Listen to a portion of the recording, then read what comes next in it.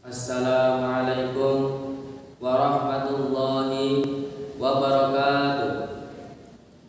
Alhamdulillahil karimil khallaq, wassalatu wassalamu ala sayyidina Muhammadil mab'uts bitatmimi makarimal akhlaq wa ala alihi wa sahbihi ahlil wafaq.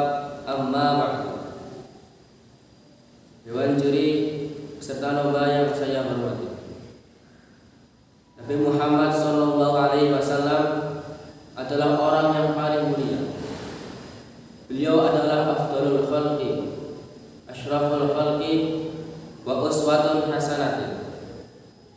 Beliau adalah orang yang paling mulia di antara semua makhluk.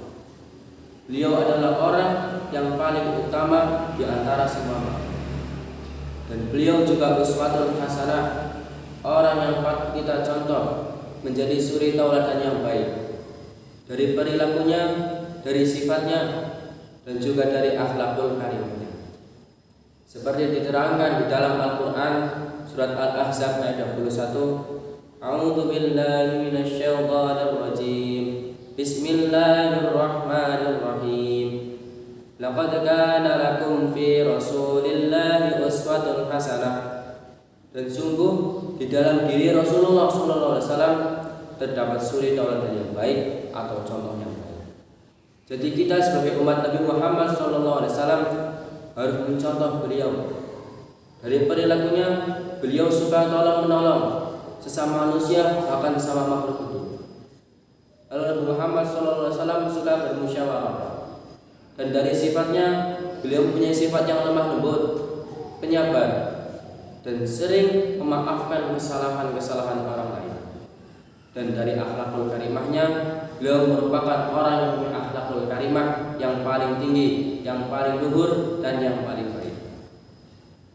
Seperti dalam Al-Quran surat Al-Qalam ayat 4, wa innaka la'ala khuluqin adzim. Dan sesungguhnya engkau Nabi merupakan orang yang punya akhlakul karimah yang paling luhur. Jadi beliau adalah orang yang mempunyai akhlakul karimah yang paling tinggi, yang paling baik.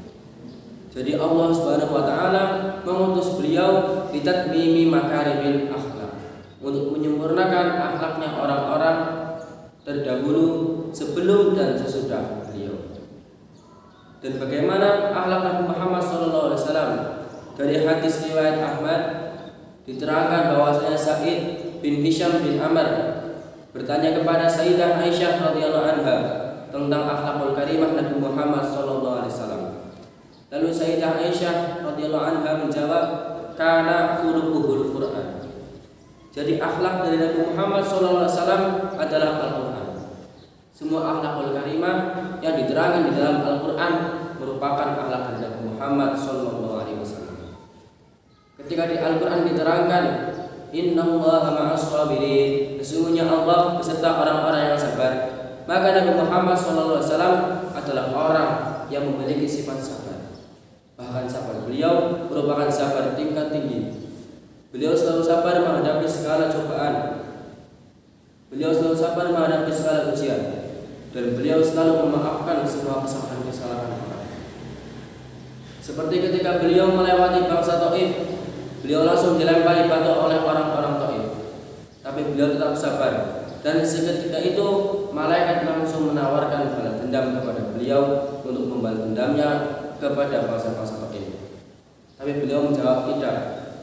Maka Nabi Muhammad SAW malah mendoakan semoga bangsa Taif dan dzurriyyah-dzurriyyahnya menjadi orang-orang yang selalu menyembah Allah dan tidak akan pernah menyekutukannya. Lalu ketika di Al-Quran diterangkan, fabima rahmatin minallahi linta lahum, dan dengan rahmatmu ya Allah, Nabi Muhammad SAW memiliki sifat yang lemah lembut. Walaupun Nabi Muhammad SAW gagah perkasa, beliau tegas, tapi beliau mempunyai akhlak yang lemah lembut, bahkan lebih lembut daripada wanita. Jadi Nabi Muhammad SAW karena sifat lemah lembutnya, beliau adalah orang yang sukses di dalam dakwahnya dan orang yang sukses menjadi pemimpin. Dan Al-Quran menerangkan wasyawirhum fil amr, dan musyawarahlah dalam urusan itu.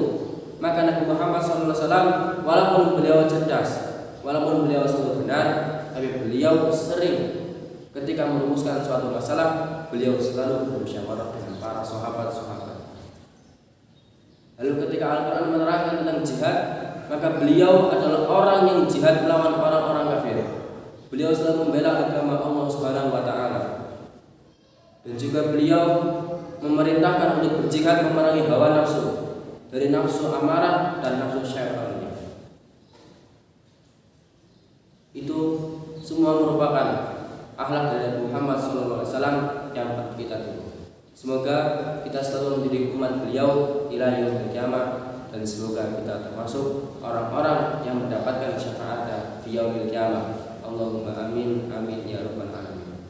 Sekian dari saya, kurang lebih mohon maaf atas segala kesalahan yang saya perbuat. Memetik buah malah jatuh. Sekian sudah. Assalamualaikum warahmatullahi wabarakatuh.